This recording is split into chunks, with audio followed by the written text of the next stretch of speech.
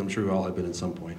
Okay, so what I actually did, and we're talking and I'm getting this picture, all of a sudden it hits me, Yeshua wasn't going just from town to town where somebody called him to come speak, was he? No. He wasn't, checking his calendar, okay, I can come to Lubbock on the 12th and I'll be here on the 13th. He wasn't doing that kind of a thing. He had a mission, he had a purpose, and he went straight ahead. And it's just this huge picture that I got. He's walking along. Whoever comes in his path, he talks to. Whoever follows him, follows him. He doesn't go turn around and grab people. Come on, come on. He just goes. We have a choice. That little piece of God inside of us, if we will awaken it, can choose to join up with him. The definition of mitzvot, to enjoin, or mitzvah. Zava, sorry. To enjoin, to walk with him. Because if we don't walk with him, we're walking. Because if you're not for him, you're against him. Okay, so I got to looking at, how did he walk? Where did he go? What did he do? And he walked. He knew where he was going. He knew the goal. He knew the end. If you wanted to come with him, you came with him. If you didn't, you didn't. And it hasn't changed. You can go with him or not. I'll get to you here in a minute, Jim. I have to get on my tiptoes here in a minute. So, what I suggest that you do, look at the 4 Gospels. Just look where he went. Look at place names. Look at, skim real quick, depending on what kind of Bible you have, the headings of what's going on in these places. What's he doing? Very little do we get about Yeshua kept the Sabbath, and he went to Torah study and had lunch and then went home. We don't get that very often, do we? If ever. Look at what he did. If we're supposed to walk like he walked, we have to look at what he did. It's great to come to Torah study. It's great to look at these first 5 books and look at this foundation. But if we forget what he did, how are we ever going to do what he did? He did these things, yes. He kept Sabbath. He ate clean. He did all those things. He kept the feast. But there's so much more to it than just that. Matthew chapter 8. Starting in verse 1. When he came down from the mountainside, large crowds followed him. A man with leprosy came and knelt before him and said, "Lord, if you are willing, you can make me clean." Yeshua reached out his hand and touched the man. "I am willing," he said. "Be clean." Immediately he was cured of his leprosy. Then Yeshua said to him, "See that you don't tell anyone, but go, show yourself to the priest, and offer the gift Moses commanded, as a testimony to them." We talk about clean and unclean, and if you remember Leviticus chapter 11, touching a carcass made you unclean. Wouldn't you think touching a leper would make you unclean? It says so. But what did Yeshua do? Right. He touched him. He healed him. Like that. And then he said, "Go to the priest." But whatever touches the altar becomes clean. Yes, good point. Ty. He also did it because of the faith of the man. Mm-hmm. He didn't just do it. Yeah.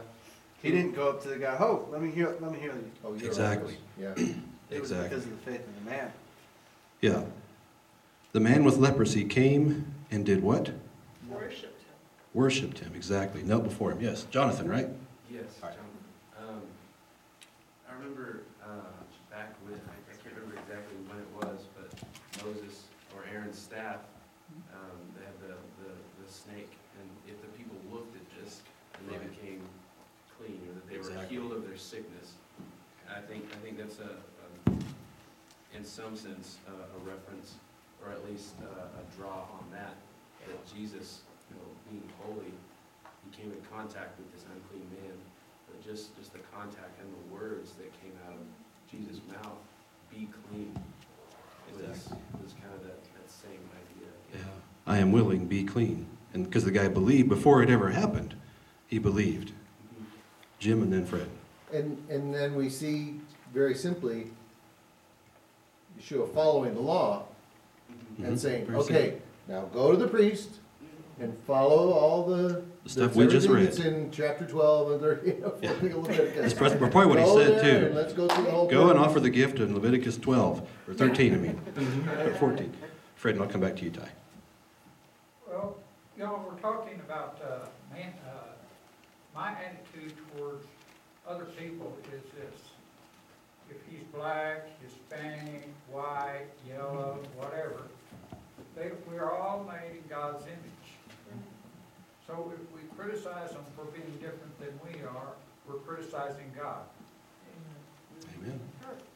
Woe be unto those who criticize God. That's right. Ty. Back to what Jim was saying, though, he was keeping command, but he was also doing what he was supposed to do. Yeah. And Right. showing the Pharisees. It wasn't about necessarily the man going ahead and, go ahead and fulfill this. I've already cleaned. He's like, I've already cleaned you. Yeah. But I want you to do this. Why? Because I want you to show that, show thyself to the priests and offer the gifts that Moses commanded for a testimony unto them. Sure. It was for the testimony. I mean, Yeah. it wasn't- The testimony of himself Right. to the priests. Right. Exactly. You're exactly right. Because To show it's them already that you have been established he clean. was a leper. That's It's yeah, already exactly. established he was a leper, so the No priest had doubt. already looked at him and made that determination. And now he said, okay, now go back to them and testify, and give this testimony that you've been cleaned. Exactly. And to tag on to what Jonathan was saying, flip the page over for a couple of pages, chapter 9 of Matthew. In verse 20, we're all familiar with this. So Matthew 9, verse 20. Just then a woman who had been subject to bleeding for 12 years, so it's known that she's subject to bleeding. It ties in right with what we just read a little bit ago. Came up behind him and touched the edge of his cloak, the fringe, the tassel, the tzitzit. She said to herself, if I only touch his cloak, I will be healed. Yeshua turned and saw her. Take heart, daughter. He said, your faith has healed you. And the woman was healed from that moment. So she knew that if she just touched him, like you're talking about with the snake, coming in contact would heal her. Yes, Jay? Jim, Hill and I had quite a discussions throughout this week. It's brought in some real interesting thinking, which ties directly into this, and that's of being holy. We're supposed to be set apart. We're supposed to be holy. And one of the ways of doing that is not being unclean. Now, I don't see being unclean and sin being the same Not necessarily, right. on that. So when I refer to being unclean, I am not referring to being against the Torah. Right. On that. It's so. Yeah. But to be holy, we follow these instructions. We do his commandments. We live according to these instructions that he's given us. But from different things that happen throughout life, from childbirth to diseases, whatever, which makes you unclean, where here Christ touched the leper, which made him unclean. But at no time did he sin. Right. He, now, that evening, he was then clean from that with the time period.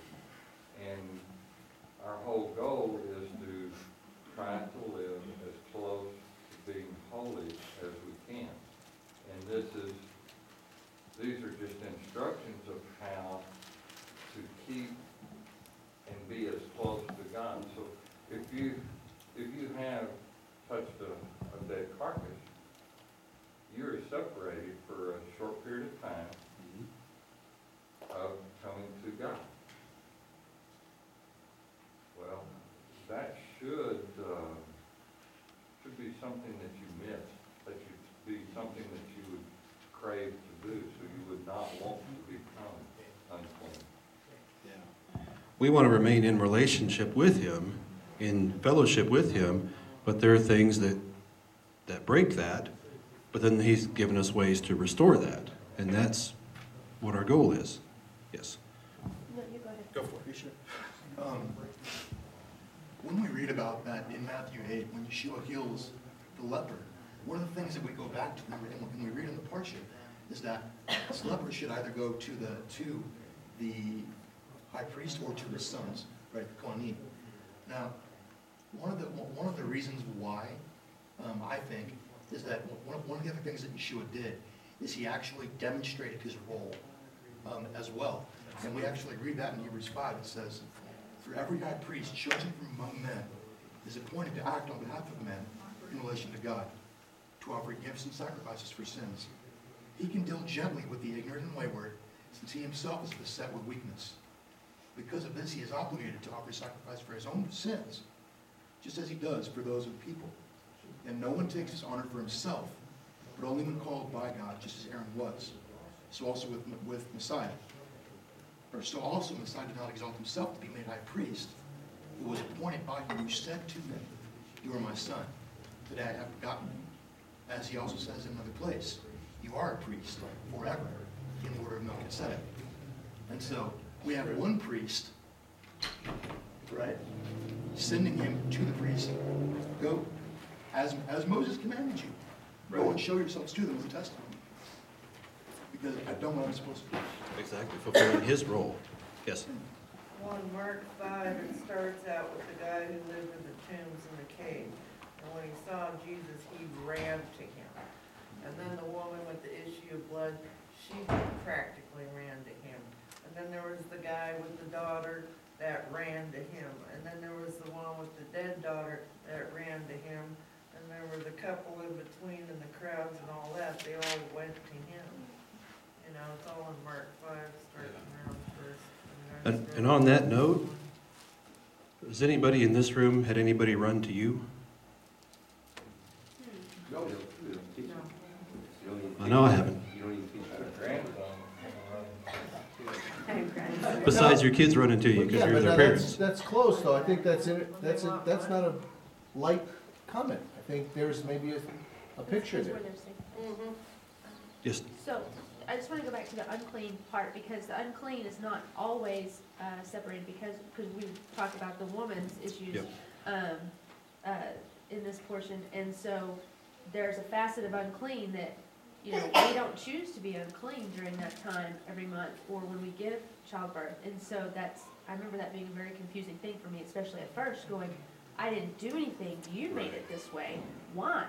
Because I had that picture of unclean always being separated because of something I did.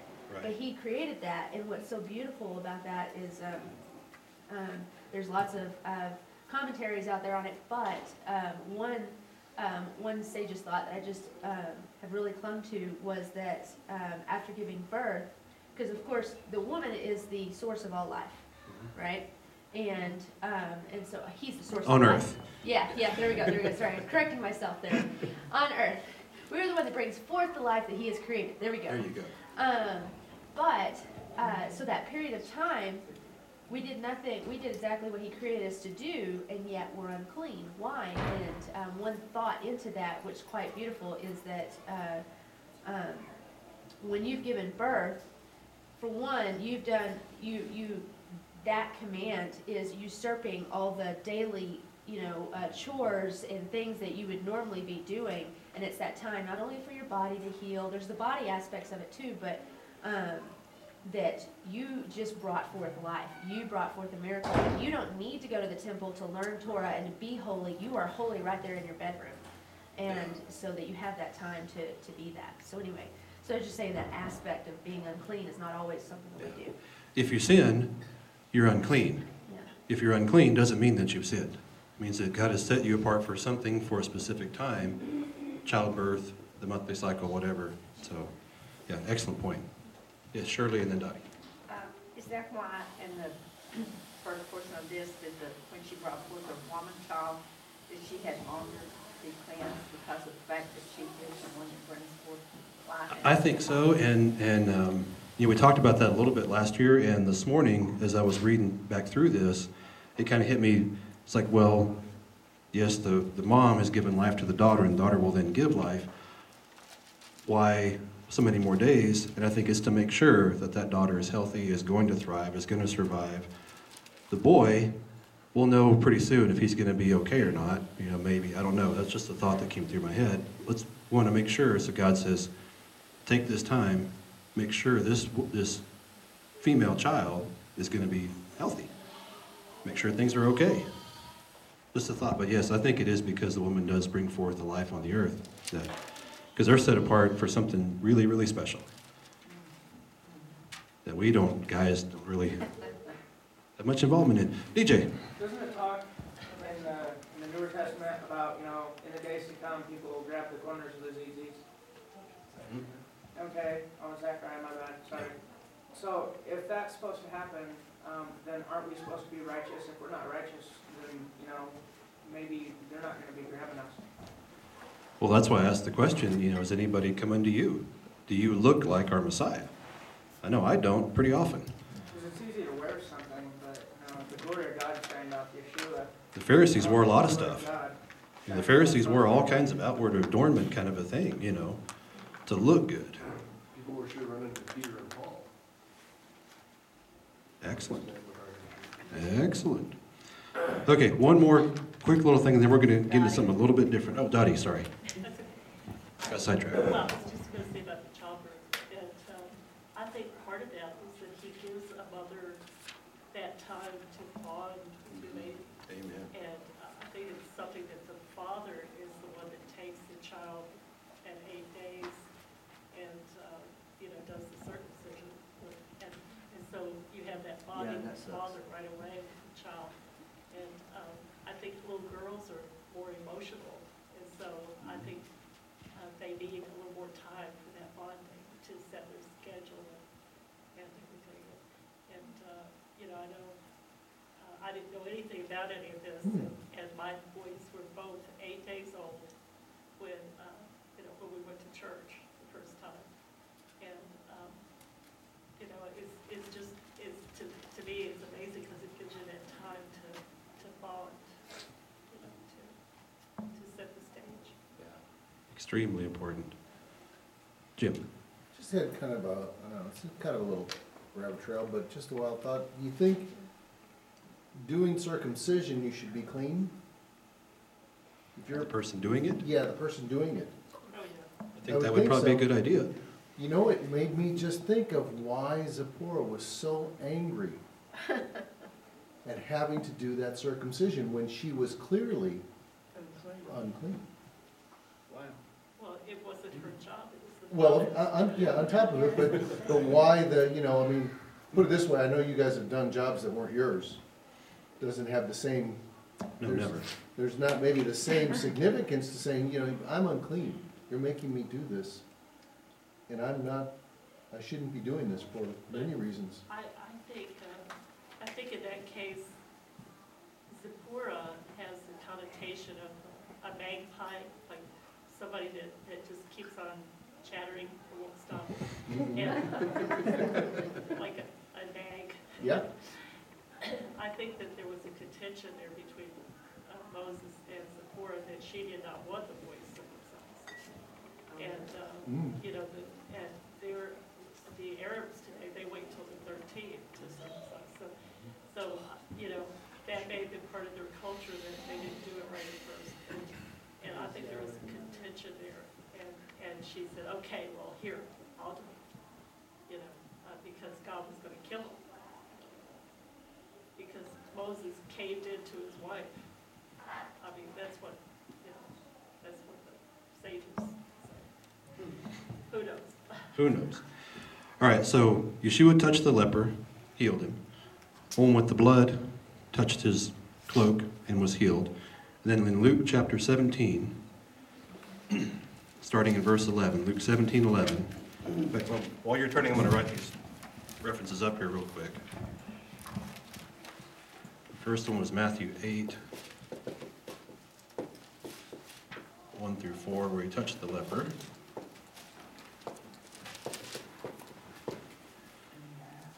18 to 24.